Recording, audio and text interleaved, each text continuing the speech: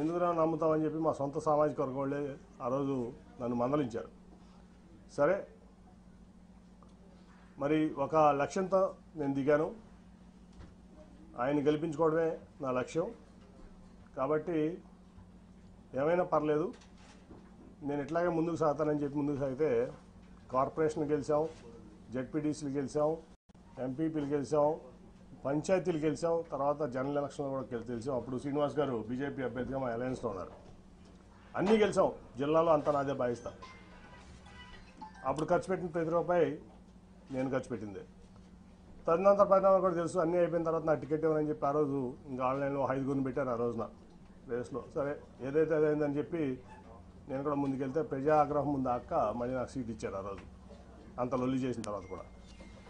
అట్లాగే ఆ తర్వాత మరి ఏ రోజు కూడా ఒక ఎంపీగా మరి అక్రమ సంపాదన ఇంకోటి ఆశపడకుండా నిజాయితీగా పార్టీ కోసం, ప్రాంతం కోసం, ప్రజల కోసం కష్టపడ్డా.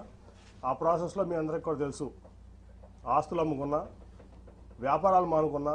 ఇవాళ నేను అమ్ముకున్న ఆస్తులు విలువ హైదరాబాద్లో 2,000 కోట్లు, అక్షరాలు 2,000 కోట్లు. నేను అమ్ముకున్న ఆస్తులు మీకు కావాలంటే నా 14 యాక్షన్ అఫిడవిట్ తీసి వాళ్ళు చూస్తే నా ఆస్తులు ఇవాళ వాల్యూ 2,000 కోట్లు ఉంటుంది. అట్లా వ్యాపారం కాకుండా కొన్ని విషయాల్లో ఆయన నా పట్ల ప్రదర్శించినటువంటి తీరులో వ్యాపారం కూడా ఆపుకోవాల్సి వచ్చింది. ఆ రోజు కూడా నేనేం బాధపడలే, వాట్ నెక్స్ట్ అనుకుని ముందుకెళ్ళాను.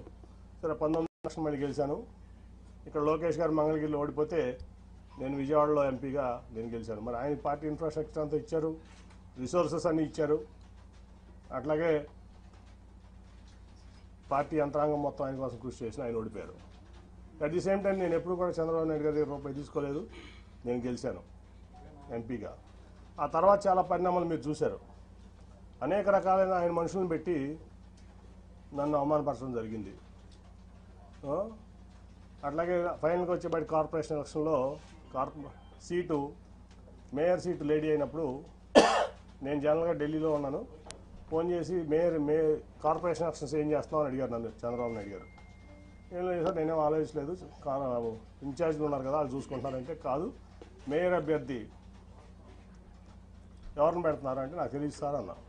ఇదే మాటలు మీకు చెప్తున్నా, నేను ఒకటి కూడా కోల్పోవట్లేదు. ఆ రోజు అన్నాడు బోండమ్మ గారి వైఫ్ని పెడుతున్నారని నిజమేనా అని నన్ను అడిగారు ఆయన ఫోన్లో క్వశ్చన్. నేను వాళ్ళ వరకు ఎవరికి చెప్పలా నిజం, నాకు తెలియదండి అన్న. లేదు అది జరిగితే చాలా ప్రమాదకరం, నువ్వు ముందు మీ కుటుంబంలో మీ కూతుర్లో ఉన్న పెట్టు అంటే, లేదంటే వాళ్ళు ఈ ఆలోచన లేదు, వాళ్ళకి రాజకీయంలోకి వచ్చేది ఆలోచన లేదంటే కాదని చెప్పి 3 రోజులు నన్ను ఆయన ఇబ్బంది పెట్టారు, ఆయన బలవంత పెట్టారు, ఇబ్బంది కాదు. సరే అప్పుడు టాటా ట్రస్ట్లో పనిచేస్తున్న శ్వేత అని మాట్లాడితే నాకు ఇంట్రెస్ట్ లేదు డాడీ, నాకు సోషల్ సెక్టర్ నుంచి చాలా ఇంట్రెస్ట్గా ఉన్నాయంటే ఇట్లా చెప్పారమ్మా చంద్రబాబు గారు.